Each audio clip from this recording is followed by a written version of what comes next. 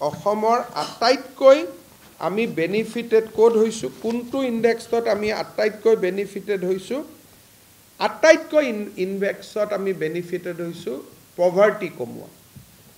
Multi dimensional poverty head count has decreased from 36 to 19%. আৰু মই জানো ইয়াত আটাইতকৈ কন্ট্ৰিবিউশন কৰিছে অৰুণোদয়। কোনে কোনে কন্ট্ৰিবিউট কৰিছে?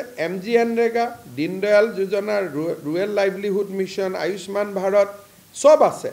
কিন্তু কোনোবা যদি এটা সিঙ্গল স্কিমে এই মাল্টি ডাইমেনশ্যনেল পভাৰ্টি ৰোধ কৰাত আটাইতকৈ বেছি বেনিফিট কৰিছে, সেই স্কিমটোৰ নামে হ'ল অৰুণোদয়।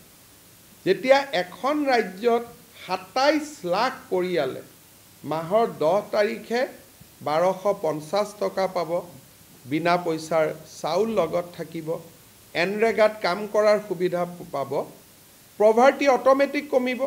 আজি আমাৰ নীতি আয়োগৰ ৰিপৰ্টত ওলালে যে অসমত পভাৰ্টি 36% পৰা 19% হ্ৰাস পাইছে। আপোনালোকে বা বিৰোধীয়ে হিতাধিকাৰী বুলি কৈ থাকিলে আৰু আমি তাক দৰিদ্ৰতা দূৰীকৰণৰ অস্ত্ৰ হিচাপে কৈ থাকিলোঁ।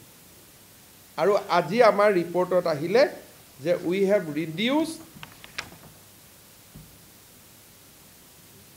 multi-dimensional poverty by 36 to 19%.